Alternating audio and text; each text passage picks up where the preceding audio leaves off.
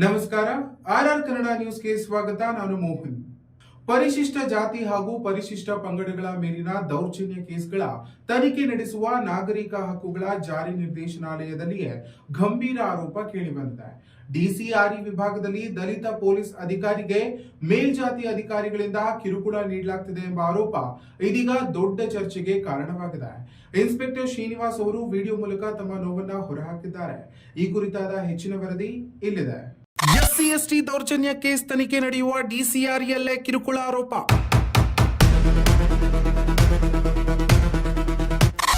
ದಲಿತ police ಅಧಿಕಾರಿಗೆ ಮೇಲ್ಜಾತಿ ಅಧಿಕಾರಿಗಳಿಂದ ಹಿಂಸೆ, ವಿಡಿಯೋ ವೈರಲ್.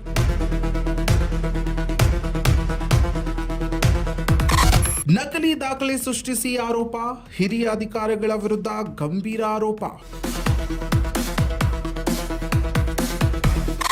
ಯಾವುದೇ ಅವಘಡಕ್ಕೂ ನೀವೇ ಹೊಣೆ, ಸರ್ಕಾರಕ್ಕೆ ಇನ್ಸ್ಪೆಕ್ಟರ್ ಎಚ್ಚರಿಕೆ. ಯಾವುದೇ ಅವಘಡ ಸಂಭವಿಸಿದ್ರೆ ನೇರ ತಾವೇ ಹೊಣೆಗಾರರು. ಪರಿಶಿಷ್ಟ ಜಾತಿ ಹಾಗೂ ಪರಿಶಿಷ್ಟ ಪಂಗಡಗಳ ಮೇಲಿನ ದೌರ್ಜನ್ಯ ಕೇಸ್ಗಳ ತನಿಖೆ ನಡೆಸುವ ನಾಗರಿಕ ಹಕ್ಕುಗಳ ಜಾರಿ ನಿರ್ದೇಶನಾಲಯದಲ್ಲಿಯೇ ಇದೀಗ ಗಂಭೀರ ವಿವಾದ ಸ್ಫೋಟಗೊಂಡಿದೆ. ಡಿಸಿಆರ್ಇ ವಿಭಾಗದಲ್ಲಿ ಕಾರ್ಯನಿರ್ವಹಿಸುತ್ತಿರುವ ಇನ್ಸ್ಪೆಕ್ಟರ್ ಶ್ರೀನಿವಾಸ್ ಅವರು ತಮ್ಮ ಮೇಲಿರುವ ಕಿರುಕುಳದ ಬಗ್ಗೆ ವಿಡಿಯೋ ಮೂಲಕ ಗಂಭೀರ ಆರೋಪಗಳನ್ನು ಮಾಡಿದ್ದಾರೆ. ದಲಿತ ಅಧಿಕಾರಿಯಾಗಿರುವ ತಮ್ಮ ಮೇಲೆ ಮೇಲ್ಜಾತಿಯ ಅಧಿಕಾರಿಗಳು ನಿರಂತರ ಒತ್ತಡ ಹಾಗೂ ಹಿಂಸೆ ನೀಡುತ್ತಿದ್ದಾರೆ ಎಂದು ಅವರು ಆರೋಪಿಸಿದ್ದಾರೆ. ವಿಶೇಷವಾಗಿ ಎಸ್ಪಿ ಕರಿಬಸವನಗೌಡ ಹಾಗೂ ಡಿವೈಎಸ್ಪಿ ಮಹೇಶ್ವರ ಗೌಡ ಅವರ ಹೆಸರುಗಳನ್ನು ಉಲ್ಲೇಖಿಸಿ ನಕಲಿ ದಾಖಲೆ ಸೃಷ್ಟಿಸಿ ಕಾನೂನು ಬಾಹಿರವಾಗಿ ತಮ್ಮನ್ನು ಬಿಡುಗಡೆ ಮಾಡಿದಂತೆ ತೋರಿಸಲಾಗಿದೆ ಎಂದು ಹೇಳಿದ್ದಾರೆ.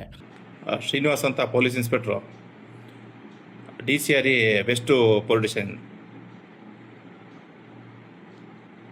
ಸರ್, ಇತ್ತೀಚೆಗೆ ಯಾಕೋ ಮನಸ್ಸಿಗೆ ಭಾಳ ಬೇಸರ ಆಗ್ತದೆ. ಪೊಲೀಸು ಇಲಾಖೆ ಅಲ್ಲಿ ಮತ್ತು ದಲಿತರ ಪರವಾಗಿ ಕೆಲಸ ಮಾಡೋದೇ ದೊಡ್ಡ ತಪ್ಪು ಅನಿಸುತ್ತೆ. ಅದರಲ್ಲೂ ನಾವು ದಲಿತ ಅಂತ ಹೇಳ್ಬಿಟ್ಟು ಸಾಕಷ್ಟು ಕೆಲಸ ಕಾರ್ಯಗಳೆಲ್ಲ ಮಾಡ್ಕೊಂಬರ್ತಾಯಿದ್ದೀವಿ ಸರ್. ಏನು ಅಂತ ಗೊತ್ತಿಲ್ಲ ಸರ್. ಮೊನ್ನೆ ತಾವೇ ಆದೇಶ ಮಾಡಿದ್ವಿ, ಮಾರ್ಚ್ 24ನೇ ತಾರೀಕು ಆದೇಶ ಮಾಡಿ ನನಗೆ ಉಡುಪಿಗೆ ವರ್ಗಾವಣೆ ಮಾಡಿದ್ವಿ ಸರ್. ಅದ್ರ ವಿರುದ್ಧ ನಾನು ಕೆ.ಟಿ. ಆಡಳಿತ ನ್ಯಾಯಮಂಡಳಿ ನಾಟ್ ರಿಲೀವ್ಡ್ ಅಂತ ಸ್ಟೇ ತೊಗೊಂಡಿದ್ದೀನಿ ಸರ್. ನನಗೆ ಅಧಿಕೃತವಾಗಿ ಇವತ್ತರೆಗೂ ಡಿಸಿಆರ್ಇಯಿಂದ ಯಾರೂ ಬಿಡುಗಡೆ ಮಾಡಿಲ್ಲ ಸರ್. ಆಯಿತಾ, ಬಿಡುಗಡೆ ಮಾಡಿದೆ ಅಂತ ಹೇಳ್ಬಿಟ್ಟು ಮಾನ್ಯ ಶ್ರೀಯುತರಾದ ಕರಿ ಬಸವನಗೌಡರು ಎಸ್ ಪಿ ಅವರು ಡಿವೈಎಸ್ಪಿ ಹುದ್ದೆ ಮಾತ್ರ ಇರೋದು, ಎಸ್ ಪಿ ಹುದ್ದೆ ಅಲ್ಲ ಸರ್. ಅದನ್ನು ರಾಜ್ಯ ಸರ್ಕಾರದವ್ರು ಕೊಟ್ಟಿರ್ತಕ್ಕಂಥದ್ದು ಒಂದು ವರದಾನ ಅಂತ ಹೇಳ್ಬೋದು. ಅದನ್ನು ಅವರು ಎಸ್ ಪಿ ಅಂತ ನಾನೇ ನೇರ IPS ಅಧಿಕಾರಿ ಅಂತ ಬಿಂಬಿಸ್ಕೊಂಡು ಮತ್ತು ಅವರ ಕೆಳ ಹಂತದ ಅಧೀನ DYSP ಆದಂಥ ಶ್ರೀ ಮಹೇಶ್ವರ ಗೌಡರವರು ಅವರು ಸಹ ನನಗೆ KIT ಆದೇಶಕ್ಕೆ ವಿರುದ್ಧವಾಗಿ ಬಿಡುಗಡೆ ಮಾಡಿದ್ದೀನಿ ಅಂತ ಹೇಳ್ಬಿಟ್ಟು ತಮಗೆ ನಕಲಿ ದಾಖಲೆ ಸೃಷ್ಟಿಸಿ ತಮಗೆ ರವಾನಿಸಿದೆ ಸರ್. ಇನ್ನು ಶ್ರೀನಿವಾಸ್ ಅವರ ಪ್ರಕಾರ KET ಆದೇಶದ ವಿರುದ್ಧವಾಗಿ ಅಧಿಕಾರಿಗಳು ನಡೆದುಕೊಂಡಿದ್ದಾರೆ. ತಾವು ಅಧಿಕೃತವಾಗಿ ಬಿಡುಗಡೆ ಆಗದೇ ಇದ್ರೂ ಕಾಗದಗಳಲ್ಲಿ ಬಿಡುಗಡೆ ಮಾಡಿದಂತೆ ತೋರಿಸಿ ತಮ್ಮ ಮೇಲೆ ಒತ್ತಡ ತರುವ ಪ್ರಯತ್ನ ನಡೆದಿದೆ ಎಂದು ದೂರಿದ್ದಾರೆ. ಇದಷ್ಟೇ ಅಲ್ಲದೆ SC/ST ದೌರ್ಜನ್ಯ ಪ್ರಕರಣಗಳ ತನಿಖೆ ನಡೆಯುವ ಡಿಸಿಆರ್ಇ ವಿಭಾಗದಲ್ಲೇ ಈ ರೀತಿಯ ಕಿರುಕುಳ ನಡೆಯುತ್ತಿರುವುದು ಆತಂಕಕಾರಿ ಬೆಳವಣಿಗೆ ಎಂದು ಹೇಳಿದ್ದಾರೆ. ತಮ್ಮ 20 ವರ್ಷಗಳ ಸೇವೆಯಲ್ಲಿ ಯಾವುದೇ ಕಪ್ಪು ಚುಕ್ಕೆ ಇಲ್ಲದೆ ಕೆಲಸ ಮಾಡಿದ್ದೇನೆ, ಆದರೆ ಈಗ ದಲಿತರ ಪರ ಕೆಲಸ ಮಾಡುವುದು ತಪ್ಪೆ ಎಂಬ ಅನಿಸಿಕೆ ಕೇಳಿಬರುತ್ತಿದೆ ಎಂದು ಅವರು ನೋವು ವ್ಯಕ್ತಪಡಿಸಿದ್ದಾರೆ. ಇದಕ್ಕೂ ಮೊದಲು ಅವರು SC/ST ಆಯೋಗದ ಹಾಗೂ ಸದನ ಸಮಿತಿಗೂ 18 ಅಂಶಗಳ ಮನವಿ ಸಲ್ಲಿಸಿದ್ರು. ಯಾವುದೇ ಕ್ರಮ ಕೈಗೊಳ್ಳಲಾಗಿಲ್ಲ ಎಂದು ತಿಳಿಸಿದ್ದಾರೆ. ಇತ್ತೀಚೆಗೆ ಸಣ್ಣ ಪ್ರಕರಣಕ್ಕೂ ಸಂಬಂಧಿಸಿದಂತೆ ಮೇಲ್ದರ್ಜೆಯ ಅಧಿಕಾರಿಗಳು ಒತ್ತಡ ತಂದು ತನಿಖೆ ನಡೆಸುವಂತೆ ಸೂಚಿಸಿರುವುದಾಗಿ ಆರೋಪಿಸಿದ್ದಾರೆ. ಇದು ಪೊಲೀಸ್ ಇಲಾಖೆಯ ಒಳಗಿನ ಪರಿಸ್ಥಿತಿಯನ್ನ ಬಯಲಿಗೆಳೆದಿದೆ ಎಂದು ಹೇಳಿದ್ದಾರೆ. ಇನ್ನೊಂದೆಡೆ ಈ ಘಟನೆಗಳಿಂದ ತಮ್ಮ ಕುಟುಂಬದ ಮೇಲೂ ಪರಿಣಾಮ ಬೀರಿದೆ ಎಂದು ಅವರು ನೋವು ವ್ಯಕ್ತಪಡಿಸಿದ್ದಾರೆ. ಆಗಿದೆ ಸರ್. ಇಲಾಖೆಯಲ್ಲಿ ಯಾವುದೇ ಕಪ್ಪು ಚುಕ್ಕೆ ಇಟ್ಕೊಂಡಿಲ್ಲ ಸರ್, ಇವತ್ತರೆಗೂ ಇಟ್ಕೊಂಡಿಲ್ಲ.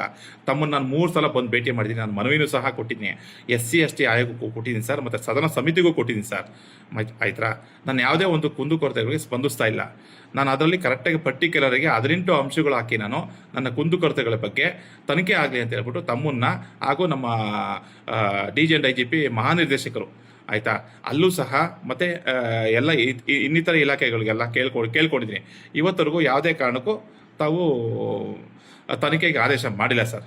ಮೊನ್ನೆ ಯಾವುದೋ ಒಂದು ಸಣ್ಣ ಒಂದು ಪ್ರಕರಣಕ್ಕೆ ಸಂಬಂಧಪಟ್ಟಂಗೆ ಬೆಳಗಾವಿ SP ಅವ್ರನ್ನ ಕರೆಸ್ಬಿಟ್ಟು ಇದು ನನಗೆ ಇದು KIT ಆದೇಶ ವಿರುದ್ಧವಾಗಿ ಮತ್ತು ನಾನು SC/ST ಆಯೋಗದಲ್ಲಿ ವಿಚಾರಣೆಯಲ್ಲಿ ಇರಬೇಕಾದ್ರೂ ಸಹ ತಾವು ಪುನರಾವರ್ತನೆ ಮಾಡಿ ತನಿಖೆ ಮಾಡಿ ಎಲ್ಲ ದುಂಬಾಲ್ ಬಿದ್ದು ತಾವುಗಳು ದೊಡ್ಡವರು ದುಂಬಾಲ್ ಬಿದ್ದುಬಿಟ್ಟು ಎಲ್ಲ ವರದಿ ಕೊಡಿ ಅಂತ ಕೇಳ್ತಾ ಇದೆ ಸರ್.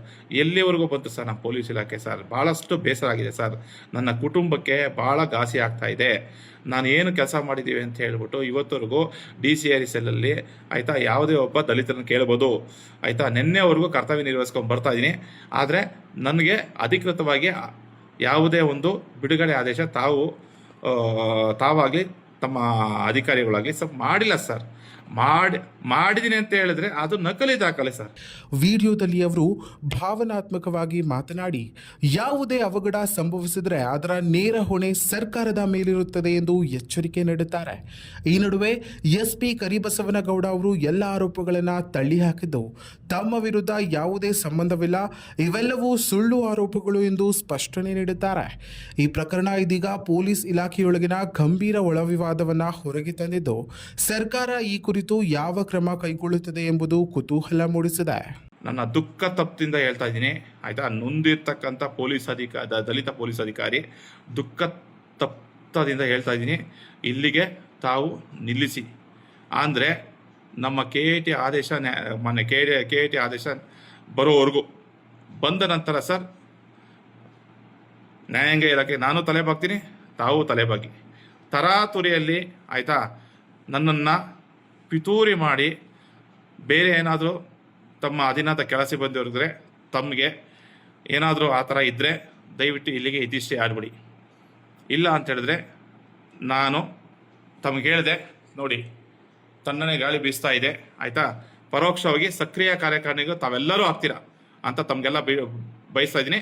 ನಮ್ಮ ಕರ್ನಾಟಕ ರಾಜ್ಯ ಪೊಲೀಸ್ ಇಲಾಖೆಗೆ ಮತ್ತು ಗೃಹ ಮಂತ್ರಿಗಳಿಗೆ, ಮುಖ್ಯಮಂತ್ರಿಗಳಿಗೆ ಹಾಗೂ DG and IGP ತಾವು ಉಮೇಶ್ ಕುಮಾರ್ ಸಾಹೇಬರಿಗೆ ಆಯಿತಾ ದಯವಿಟ್ಟು ಇದು ಮನವರಿಕೆ ಮಾಡ್ಕೊತೀರಾ ಅಂತ ಅನ್ಕೊತಾ ಇದ್ದೀನಿ. ಯಾವುದೇ ಅವಘಡ ಸಂಭವಿಸಿದ್ರೆ ನೇರ ತಾವೇ ಹೊಣೆಗಾರರು. ನೋಡಿದ್ರಲ್ಲ ವೀಕ್ಷಕರೇ, ಇದಾಗಿತ್ತು ಈ ವಿಷಯದ ವರದಿ. ಇನ್ನು ಈ ಪ್ರಕರಣದಲ್ಲಿ ಸತ್ಯಾಸತ್ಯತೆ ಏನು, ಇನ್ಸ್ಪೆಕ್ಟರ್ ಶ್ರೀನಿವಾಸ್ ಆರೋಪಗಳಲ್ಲಿ ಎಷ್ಟು ನಿಜಾಂಶ ಇದೆ, ಇದಕ್ಕೆ ಸರ್ಕಾರ ಯಾವ ರೀತಿಯ ಕ್ರಮ ಕೈಗೊಳ್ಳುತ್ತದೆ, ಇದರ ಬಗ್ಗೆ ಮುಂದಿನ ಬೆಳವಣಿಗೆಗಳತ್ತ ಎಲ್ಲರ ಕಣ್ಣು ನೆಟ್ಟಿದೆ. ಇನ್ನಷ್ಟು ಹೆಚ್ಚಿನ ಮಾಹಿತಿಗಾಗಿ ನಮ್ಮ RR ನ್ಯೂಸ್ ಕನ್ನಡವನ್ನ ಸಬ್ಸ್ಕ್ರೈಬ್ ಮಾಡಿಕೊಳ್ಳಿ.